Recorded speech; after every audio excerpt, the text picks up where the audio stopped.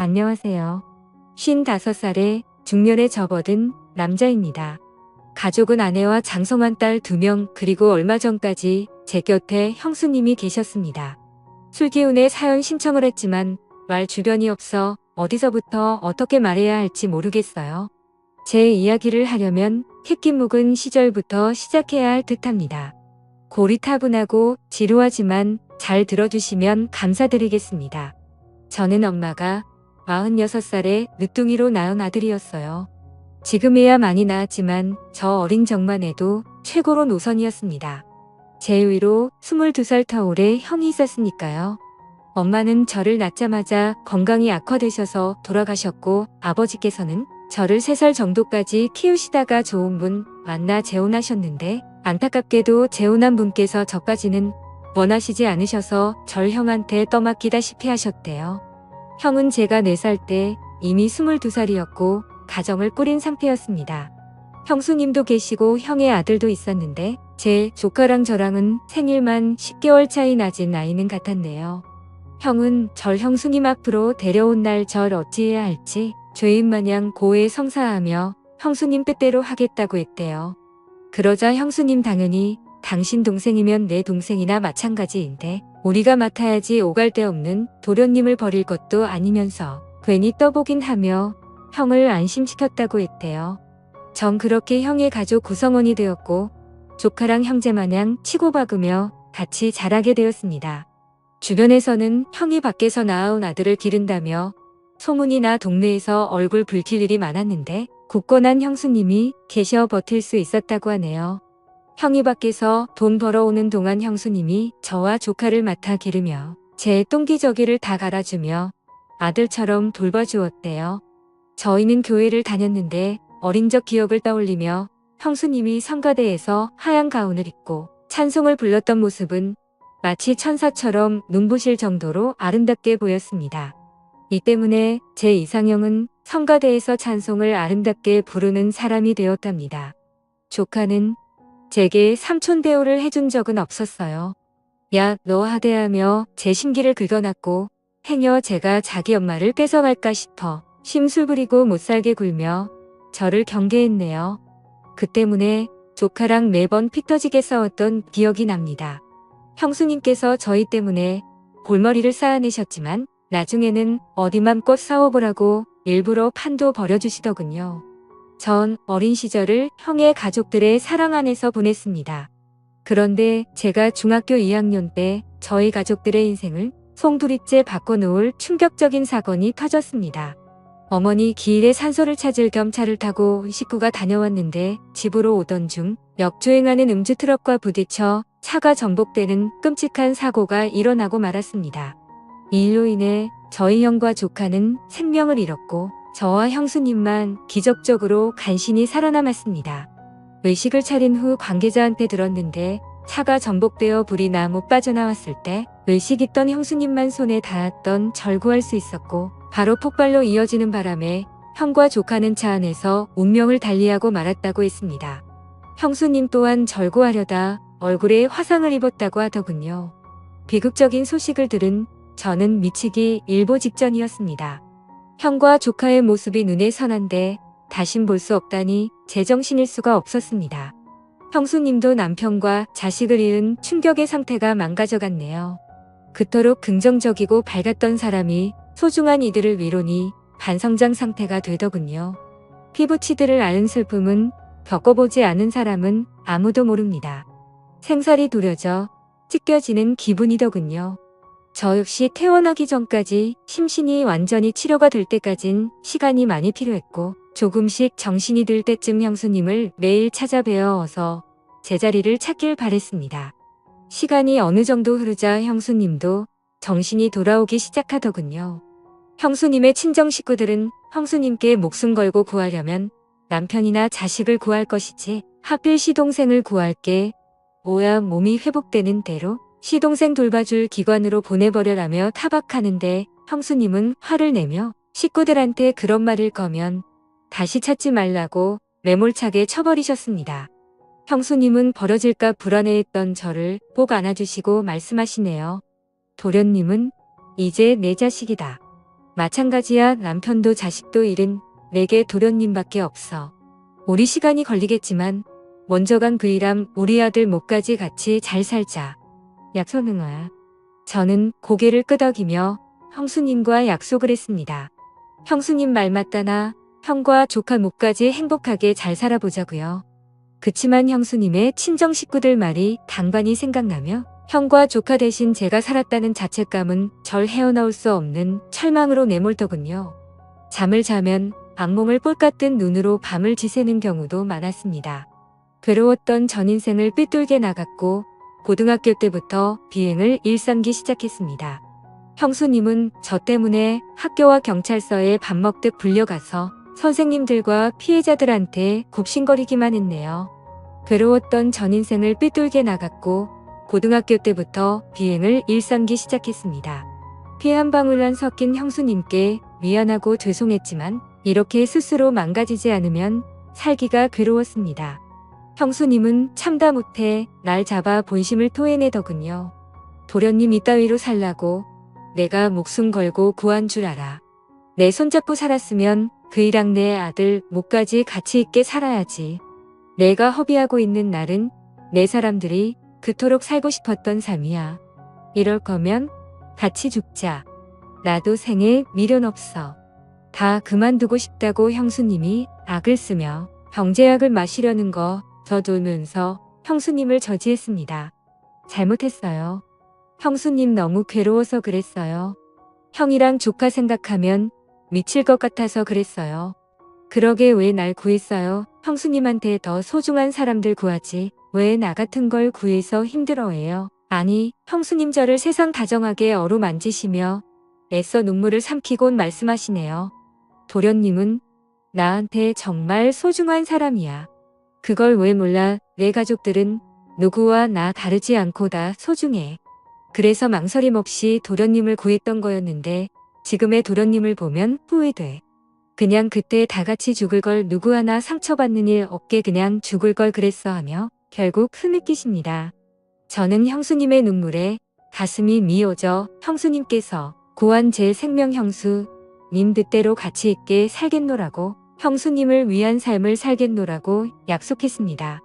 저는 고등학교만 졸업하고 취업을 희망했지만 형수님께서는 우리 아들이 생이 짧아 못한 대학 도련님은 꼭 갔으면 좋겠다고 부탁해서 형수님을 위한 삶을 살겠노라고 약속했습니다.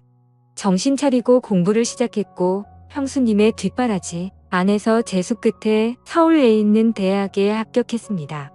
형수님의 기뻐하는 얼굴이 떠올라 덩달아 기쁘더군요. 전 형수님께 대학 등록금 부담을 짐지우지 않으려고 아르바이트를 구했지만 형수님은 이거 우리 아들 하늘 날아갈 때 받았던 보험금이야. 도련님 등록금하고 대학 생활하는데 유흥이 잘 써줬으면 좋겠다며 내주시더군요. 그걸 제압해 주시는 그 마음을 너무나도 잘 알기에 전 차마 받을 수 없었지만 결국 설득당해 눈물을 삼키고 받았습니다. 저는 악착같이 공부에 장학금을 받아 학교 등록금을 충당했고 형수님이 주신 돈은 주식을 배워가며 투자를 해 돈을 조금씩 불려나갔습니다. 전 형수님께 절 구해주려다 남긴 화상 상처를 치료해주고 싶어 병원을 갔지만 형수님께서는 시간이 그이와 내 아들의 존재를 잊혀지게 하는 게 싫어. 내 얼굴 나 하나도 안 부끄러워. 네 우리 가족들이 기억했던 내 얼굴 그냥 두게 해줘 부탁한다라며 허사코 거절하셨습니다. 형수님은 상처를 통해 형과 조카의 죽음을 잊고 싶지 않았던 겁니다. 그날따라 많이 제 가족들이 그리웠네요. 그러던 어느 날 형의 장례식에도 오지 않았던 아버지가 연락이 닿아 형수님과 저를 찾아오셨습니다. 형의 죽음에 대해 안타까워하시다. 문득 형수님께 내 아들 보험금을 내게 좀 나눠줘야겠다. 형편이 어려워져 돈이 필요하구나. 아버지인 내게도 그 돈에 대한 권리가 있다고 생각한다 하며 형의 보험금을 요구하시는데 낯짝이 두꺼운 것도 유분수지 어쩜 저리도 뻔뻔스럽고 못했는지 저는 형수님 대신 아버지께 되들었습니다. 그거 수익자가 다 우리 형수님 앞으로 되어 있었던 거예요. 형 장례식도 오지 않았으면서 어떻게 이제와 보험금을 요구할 수가 있어요? 자격 없는 사람한테 절대 못 줘요. 했지만 형수님은 긴 한숨을 쉬시며 철 말리시고는 아버지께 일단 가시라며 이미 아버지 몫으로 빼놨으니 알아서 드리겠다며 하셨네요. 전 형수님께 난리를 쳤지만 형수님은 저를 다독이며 아무리 미워 또 아버지께 그러는 건 아냐. 아버님 피부치한 도련님이 많이 그리웠을 텐데 다음번엔 따뜻하게 맞아주면 내 마음도 편할 것 같아. 그래 줄수나는 말에 답답함에 목이 메이더군요. 형수님은 연락당은 아버지와 절 이어주려고 노력했습니다만 아버지는 보험금을 받은 후에는 절 찾지도 보지도 않으시더군요. 슬프게도 아버지의 목적은 자식보단 돈이었나 봅니다. 그러니 옛날에 세장가 가셨을 때도 저희 형한테 떠맡겼던 것이겠죠. 아버지를 보며 다 같은 부모가 아니라고 느꼈습니다. 제겐 예전도 앞으로도 가족은 형수님 한 분밖에 안 계셨네요. 저는 대학을 졸업하고 취업을 하게 되었습니다. 바쁜 와중에서도 형수님을 행복하게 해드리고 싶어서 드라이브며 맛집 코스며 같이 데이트를 했습니다. 형수님과 좋은 시간을 보내는 것 자체에 되게 행복이었어요. 가족으로서 진심으로 형수님을 사랑하고 존경했습니다. 형수님은 30살 먹도록 제가 여자 하나 없이 형수님하고만 시간 보내는 게 마음에 걸렸던지 되게 선자리를 마련해 주셨습니다. 지인분 따님이시라며 제게 좋든 싫든 일단 한번 만나보라고 하는 거 전 거절하며 평생 형수님 모시면서 같이 살고 싶다고 했네요. 형수님께서 제 생명의 은인인 것처럼 저 역시 형수님께 보답드리고 싶었습니다. 그렇지만 결국 전 형수님께 등 떠밀려 선자리에 나가게 되었고 형수님이 간절히 바라고 원해 그 여자분과 결혼 약속까지 하게 되었습니다. 대신 저도 예비 아내에게 형수님을 같이 모시겠다는 약속을 받아냈어요. 저와 형수님 둘뿐인 가족에서 아내가 들어오자 분위기가 많이 달라졌습니다. 아내는 형수님처럼 긍정적이고 밝은 사람이라 집안에는 웃음이 돌았습니다. 제 아이들이 생기자 기쁨은 배가 되더군요. 저는 어느새 머릿속에 형과 조카를 잊고 새로운 가정의 행복에 푹 빠졌지만 형수님은 좋아 보이는 와중에도 간혹 표정이 어두워 보여 저를 신경 쓰이게 했습니다. 그리고 저의 가족에게는 다시 한번 불행이 찾아왔습니다. 회사에 있는데 아내에게 급한 목소리로 전화가 오더군요. 여보 형님이랑 장 보는데 갑자기 형님이 없어지셨어. 아무리 찾아봐도 안 계셔 연락도 없으시고 이럴 분이 아니신데. 저는 불안한 예감에 회사 조퇴를 하고 아내와 함께 형수님을 찾았습니다. 밤까지 형수님은 돌아오지 않으셨고 경찰서에 실종 신고라도 해야 하나 초조해야 할 무렵 경찰한테 먼저 연락이 왔습니다. 다름 아닌 형수님을 보호하고 있다는 연락이었어요. 다행히 피부의 흉터가 형수님을 찾는데 결정적인 역할을 했네요. 그런데 경찰서에서 보니 형수님의 상태가 조금 이상했습니다. 기억을 잘 못하시냐, 왜 본인이 어쩌다 경찰서에 왔는지 모르시는 거예요. 이 틈에 경찰이 조심스럽게 말하더군요. 저희가 의사가 아니라 단언하기는 어렵지만 보통 치매 노인분들이 이렇게 길을 잘 잃어버리시더라 고요라고 하는데 저는 말도 안 돼요. 우리 형수님이 얼마나 똑부러진 분이신데 불과 한갑같이 난 분이 무슨 치매예요. 말 함부로 하지 나며 잔뜩 화낸 뒤 며칠 후 병원으로 모셔 정밀검사를 했습니다. 그 결과 믿기지도 않고 믿을 수도 없는 소식을 접하게 되었습니다. 형수님은 경찰들의 말처럼 알츠하이머성 치매 초중기 단계라 했습니다. 그제서야 아내가 저에게 형수님과의 지난 일들을 털어놓았습니다. 언젠가부터 깜빡깜빡하시는 건망증이 심해지셔서 가끔 기억도 못하고 엉뚱한 소리도 하시고 이상한 느낌의 병원을 몇 번에 모시려고 했지만 별거 아니라고 나이 들면 다 이렇다 말씀하셨는데 이럴 줄 알았음 병원에 우겨서라도 모시고 올 거라는데 저는 자책하는 아내를 뒤로하고 형수님을 붙들고 눈물을 왈칵 쏟았습니다. 알츠하이머성 치매라니 형과 조카를 그렇게 잊기 싫다고 했으면서 아이러니하게도 왜 그런 병에 걸려버린 건지. 도련님, 난 괜찮아. 이제 나도 그이랑 우리 아들 곁으로 갈 시간이 가까워지는 것 같아서 좋아.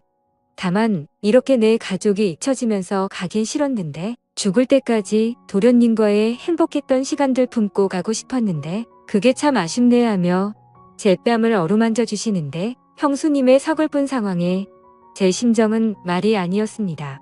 제가 지켜드릴 테니까 형수님 아무 걱정 마시고 그저 여태 제 곁에 있어주셨던 것처럼만 있어주세요.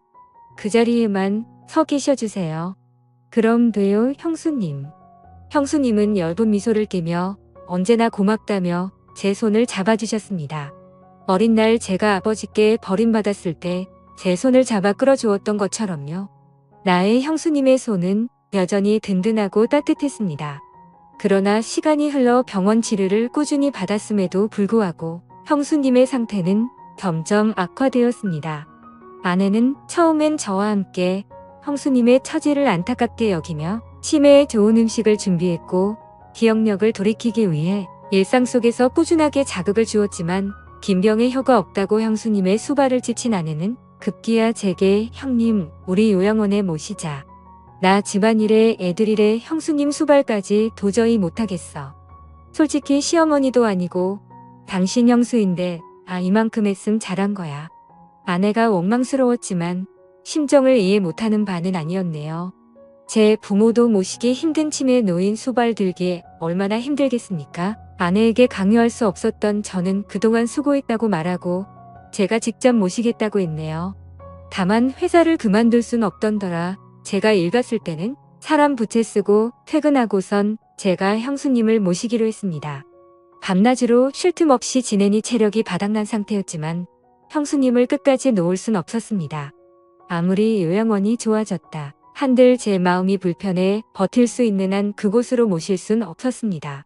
하지만 형수님의 치매 증상은 날이 갈수록 심각해져 갔고 급기야는 정신이 오락가락하며 대소변도 가리기 힘드시고 절 알아보지 못하는 단계까지 이르렀습니다. 형수님을 감당하기 벅찬 저는 마침내 주변의 권유로 형수님을 요양원에 보내는 못난 결심을 하고는 요양원으로 가기 전날 밤 형수님 곁에서 자리를 지키기로 했습니다.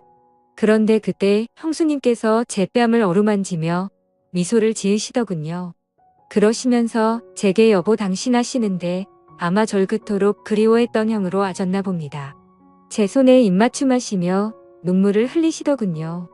여보 나 도련님하고 살면서 너무 행복하게 살아서 당신한테 미안해 어쩌지? 우리 아들 못난 어미 차지하려고 도련님한테 유독 질투가 많았는데 사고 때 손 못 잡아줘. 애기가 많이 미웠을 텐데 내가 도련님하고 살아생전 좋은 추억들만 쌓았다고. 날 싫어하면 어쩌지 도련님이 원망했던 날들이 많았지만 도련님에게 기뻤던 적이 더 많았어. 도련님과 헤어지기 싫어 이 세상에 미련이 남는다면 주책맞은 늙은 이 너무 욕심부리는 거라고 하시는데 저는 형수님의 진심에 목이 메어 하염없이 눈물을 떨어뜨렸습니다. 보잘것없던 제가 형수님이 아니었으면 사람 굿이라는 삶을 살 수 있었을까요? 부모에게조차 버림받은 제가 형수님이 아니었음 세상을 당당히 볼 수 있었을까요? 제가 그날 사고로 형수님께 생명을 비친 날 제 존재를 구원해 주신 분은 바로 형수님이셨어요. 저는 형과 조카에게 내 어머니이자 가족이었던 나의 형수님을 제발 제 곁에 오래 머물게 해달라고 바라고 기도했습니다. 그리고 10년이 흐른 지금 형수님은 요양원에서 제 손을 잡으시고 운명하셨습니다. 저는 형과 조카에게 내 어머니이자 가족이었던 나의 형수님을 제발 제 곁에 오래 머물게 해달라고 바라고 기도했습니다. 잡으시고는 운명하셨습니다. 방년 72세 꼰티 삐지듯 그녀의 생명도 날아가 버렸습니다. 형과 조카에게 형수님을 그리 보내드린 후 저는 형수님께 받은 사랑을 많은 이들에게 전하기 위해 시간 날 때마다 형수님께서 머무신 요양원과 보육원에서 봉사활동을 하고 있습니다. 어린 날에 갈 곳 없는 첫사랑으로 품어주시고 새 생명을 주신 형수님 당신이 계신 그곳에서 제 형과 조카까지 만날 그날을 위해 당신이 가르쳐준 대로 삶을 가치 있게 살 겁니다. 감사합니다.